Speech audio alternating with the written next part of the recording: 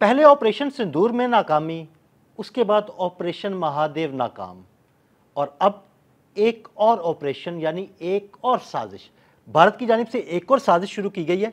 ये साजिश क्या है? आमिर रज़ा मेरे साथ मौजूद हैं, आमिर भाई से जानते हैं। जी आमिर भाई, ये दो ऑपरेशन तो नाकाम हुए, ऑपरेशन सिंदूर में तो पाकिस्तान ने ठीक ठाक उनकी कुट लगाई, अब एक और साजिश की जा रही है मोदी सरकार की जानिब से। इस साजिश के बारे में हमारे नाज़रीन को देखिए, गीदड़ की जब मौत आती है तो शहर का रुख करता है, और नरेंद्र मोदी की जब मौत आती है तो वो पाकिस्तान का रुख करता है। इसको चैन नहीं आ रहा है, इसको फिर एक कुट लगने वाली हो गई है। और सच्ची बात मैं आपको बताऊं, ये एक ऐसा शोशा छोड़ता है जिसके बाद भारतीय मीडिया लेकर एक फेक और फॉल्स प्रोपोगंडे की तरफ चला जाता है। अब उन्होंने एक नया महाज खोलने का फैसला किया है, और महाज क्या है कि वो मीडिया के जरिए पाकिस्तान को बार बार धमका रहा है। और अब मोदी ने शिव शक्ति के नाम से एक नए ऑपरेशन का जो है कहा है, और उसमें कहा है कि पाकिस्तान की एक अहम सियासी और समाजी और मजहबी शख्सियत जो है उसको उसका निशाना बनाया जाएगा। आप मेरी मतलब बात का मतलब समझ जी गए जी होंगे बिल्कुल। कि ये उनका इशारा जो है वो इशारा क्या, उन्होंने तो नाम लिया है। वो कह रहे हैं कि हम जो हमारे जमात दावा के सरबराह हैं उनके उनके ख़िलाफ़ हम एक ऑपरेशन लॉन्च करने जा रहे हैं। और इस ऑपरेशन की डेट जो वो बता रहे हैं, वो कहते हैं जी सावन की आखिरी पीर। क्या उन्होंने दिन चुना है और क्या उन्होंने उसके लिए डेट रखी है? ये सिर्फ एक फॉल्स प्रोपोगंडा है। मैं आपको बता दूं, मोदी अब एक लंबे अरसे तक पाकिस्तान के ख़िलाफ़ किसी मुहिम जोई के काबिल नहीं रहा है, लेकिन वो ये रहा है कि मोदी को अपने मुल्क के अंदर बहुत ज़्यादा परेशानी का सामना है। वहाँ पर वहाँ की अपोजिशन जो है वो बहुत ज़्यादा मोदी के ख़िलाफ़ बयानात दे रही है, मोदी के ख़िलाफ़ सबूत दे रही है। जंग मई में उसकी शिकस्त के सबूत जो हैं बिल्कुल असम्बली में लहराए जा रहे हैं। तो ऐसी मुझे बताएं, इस सूरत हाल में वो क्या बताए? वो क्या बताए कि वो किस तरह से जंग हारा? वो क्या बताए कि राफेल तैयारे कैसे गिरे?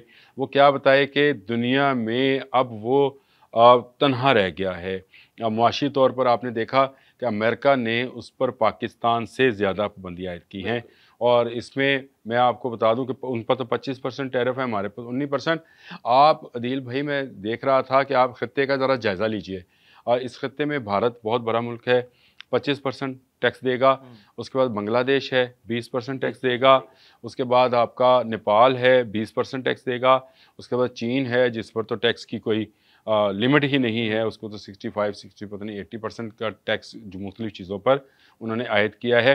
पाकिस्तान वाहिद मुल्क है जिसमें 19% टैक्स का नफाज किया गया है। और यह आपको अगर याद हो कि जब पहला अमेरिका ने, डोनाल्ड ट्रंप ने ये बात की थी, तो उन्होंने 29% हम पर टैरिफ लगाया था, बिल्कुल और भारत पर कितना था उस वक्त? 28%।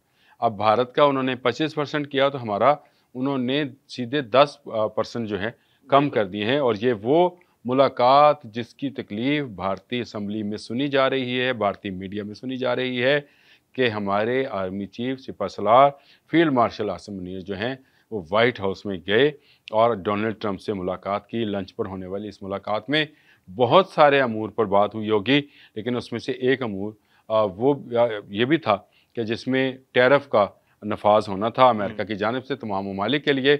उसमें पाकिस्तान को इतनी बड़ी रियायत मिली है। मेरा ख्याल ये है अब वक्त आ गया है कि पाकिस्तान मुआशी लिहाज से भी दुनिया के अपने खत्े के दीगर ममालिक को जो है वो शिकस्त देने के काबिल हो गया है। बिल्कुल क्योंकि जब आपकी प्रोडक्ट का टैरिफ जो है अमेरिका के अंदर 19% है, और आपके हमसाया मुल्क भारत का टैरिफ और चीन का टैरिफ जो है वो 25 से और 25 से 50 से ऊपर का है, तो इसका मतलब ये है कि आपके इंडस्ट्रीज़ को अब ज़्यादा मेहनत और ज़्यादा जाँफशानी के साथ अगर काम करे तो सिपह सलार का वो ख्वाब कि पाकिस्तान अस्करी तौर पर तो मजबूत हो गया है, मुआशी तौर पर भी मजबूत हो जाए, ये होगा। और ये जो शोशा अभी उन्होंने नए छोड़ा है कि जी वो एक नया ऑपरेशन करने जा रहे हैं, मेरा ख्याल है ये सिर्फ एक मीडियाई भर है। और आपको पता है कि जिस टीवी के ज़रिए ये सारी बात फैलाई जा रही है, जी टीवी, ये रॉ ऑपरेटेड टीवी है, बिल्कुल और रॉ का ये एजेंट है, और रॉ ही इसको फाइनेंस करता है इस चैनल को। तो उसी ने ये ख़बर और ये शोशा जो है इसको बार बार वो अपने चैनल पर चला रहे हैं।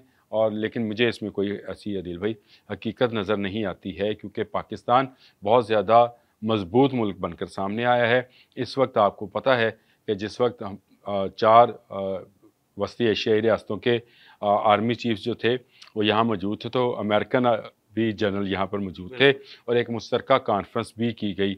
अभी ईरानी सदर जो हैं वो भी आ रहे हैं। अफ़गानिस्तान का दौरा जो है हमारे वज़ीर दाखिला सैयद मोहसिन रज़ा नकवी ने किया और उसके बाद अफ़गानिस्तान से हमारे तल्लुकात जो हैं वो बहुत मजबूत और बहुत अच्छे हो गए हैं। तो मेरा ख़्याल ये है कि आहिस्ता आहिस्ता फितनल हिंदुस्तान पर जिस तरह से हमारी अफवाज और हमारे सिक्योरिटी इदारे दबाव बढ़ा रहे हैं, भारत कोई ना कोई शोशा छोड़ रहा है। ये सारा मामला ये है कि फितना हिंदुस्तान इस वक्त भाग रहा है। इन्हें ना अफ़गानिस्तान में जगह मिलेगी ना ईरान में, और भारत तो हम इनको जाने नहीं देंगे। तो लिहाजा इनको चुन चुन कर इनके बिलों से निकाल कर हम मार रहे हैं और दुनिया को दिखा रहे हैं कि ये इंडियन एजेंट्स हैं जिनके पास इंडियन और इजराइली असला मौजूद है।